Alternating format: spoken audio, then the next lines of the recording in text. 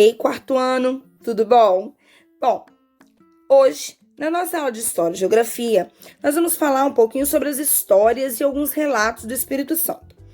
Como foi a descoberta do ouro, certo? E qual foi o papel do Espírito Santo nessa descoberta do ouro? Porque nós vamos ver que o ouro ele foi encontrado nas Minas Gerais e não no Espírito Santo.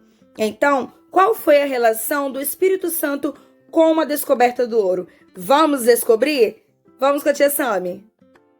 Vasco Fernandes, assim como os outros portugueses, seguiam para o Brasil em busca do ouro, certo?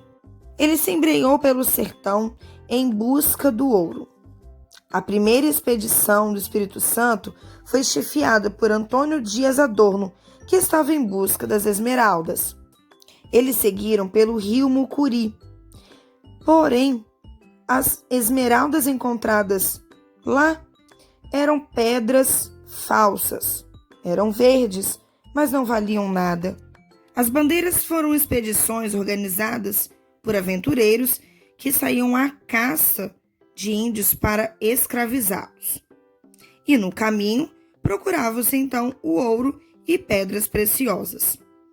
Elas eram originárias da capitania de São Vicente, certo? Eles embrenhavam-se em matas pelo sertão, em fila, porque era estreita, né? Os caminhos eram estreitos, e alimentavam-se de palmito, mel, farinha, caça e a pesca. Com canoas de tronco, andavam de 10 a 12 quilômetros por dia numa jornada que poderia durar até 3 anos. Os bandeirantes, ora eram considerados heróis, outra hora como vilões. Raposo Tavares, por exemplo, ao reencontrar sua família, nem foi reconhecido. Já Fernão Dias, até vender as joias da própria filha para ganhar dinheiro para fazer mais expedições, chegou a fazer. Ele tinha interesse nas esmeraldas, as pedras verdes, né? Pois é. São Vicente foi o centro de onde partiram as expedições, rumo ao interior. Também corriam no Espírito Santo, esvaziando de gente a capital e deixando um abandono durante o século 17 e 18. A busca por ouro e diamantes era muito grande. Então, Vasco Fernandes desanimou e acabou voltando para Vitória e apenas combatendo, lutando contra os índios, piratas ingleses, holandeses, que poderiam querer apossar-se da capitania. Holandeses então invadem Vitória com a intenção de se apossar.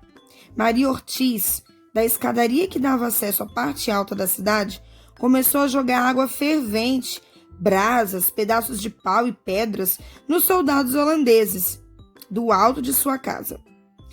Os outros colonos começaram, a fazer a mesma coisa que ela.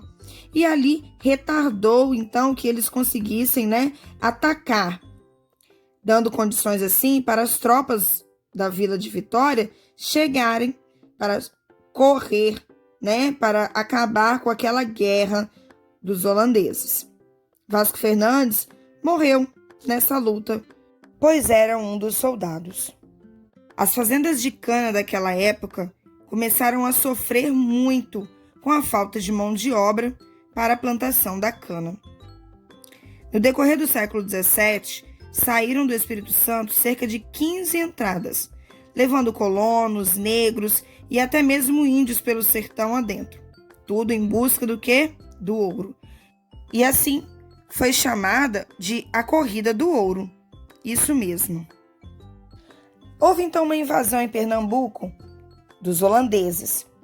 E aí o governo, preocupado com essa invasão, lutou ainda mais, se empenharam ainda mais na procura do ouro.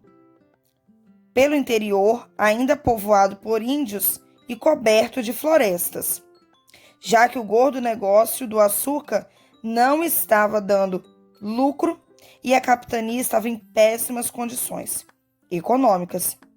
Então, o Espírito Santo estava decaindo. A capitania então foi vendida para a coroa portuguesa por 40 mil cruzados.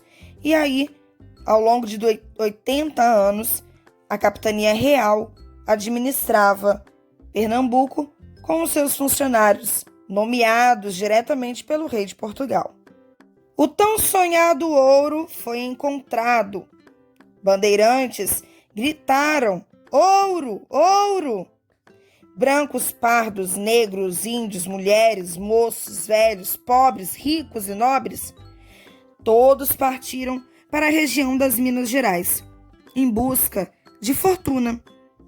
A cana era muito demorada, tinha que se plantar, esperar crescer, virar açúcar, ou a mandioca virar farinha. Então, os caminhos do sertão foram abertos e vilas como Mariana, Vila Rica, Ouro Preto e São João del Rei surgiram, formando mais tarde uma nova capitania, que seriam as Minas Gerais. Pelo porto do Rio de Janeiro, o ouro era embarcado para Portugal e a cidade crescia com vilas cheias de ouro. Devido a esse crescimento, Portugal logo resolveu defender a região das Minas. O território capixaba, então, serviria como uma muralha natural, uma barreira verde para as Minas Gerais, evitando, assim, que a zona de exploração e povoamento fosse invadido. Evitar contrabandos e desvios do ouro. Em Vitória construiu-se, então, o Forte São João, em frente ao Morro do Penedo. Em Vila Velha, construiu-se o Forte de São Francisco Xavier, em Piratininga. Muito bem. Todos que moravam em Vitória, colonos, negros, índios, deveriam receber treinamentos militares, armas, para defender a região. Espírito Santo, a capitania, começou a ficar pobre. Fortificada, cheia de soldados e armas, mas com uma população maltratada, analfabeta, que apenas trabalhava na agricultura e na pesca para sua sobrevivência. Com a população escassa, havia um pequeno número de vilas na capitania. Um decreto do rei de Portugal proibiu os capixabas de explorar sua própria terra, até que as reservas de ouro e diamantes se esgotassem nas Minas Gerais. Então, no Espírito Santo, as coisas iam de mal a pior. Já nas Minas Gerais, o ouro e pedras preciosas iam tornando o povo rico, português e até alguns brasileiros. Escravos começam a chegar nos navios negreiros, agora para trabalhar nas minas.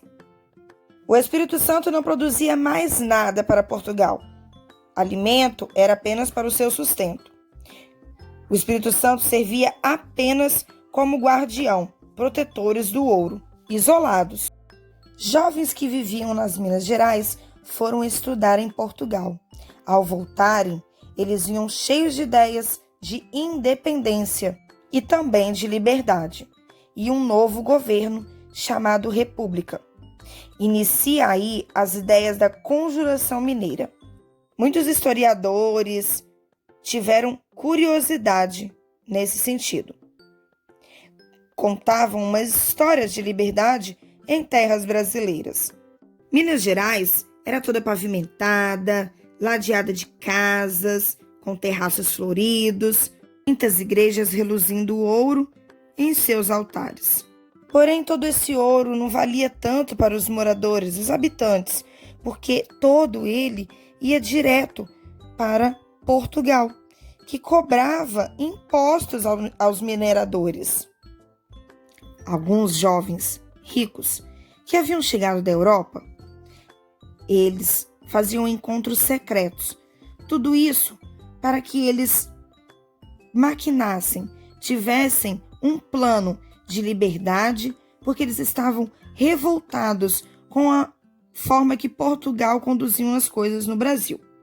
A conjuração ia acontecer, porém havia um traidor e ali o governo conseguiu capturar esses jovens, poetas, padres, comerciantes, e levaram eles presos para o Rio de Janeiro para serem julgados.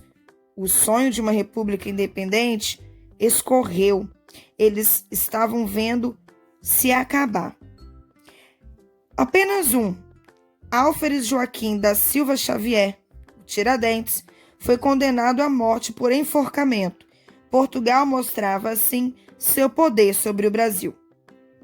As ideias de liberdade continuaram vivas, girando no coração de outros brasileiros, sonhando e torcendo para que as mudanças acontecessem no Brasil. E assim terminamos mais uma maravilhosa história do nosso Estado do Espírito Santo. Beijos, abraços e até a próxima aula.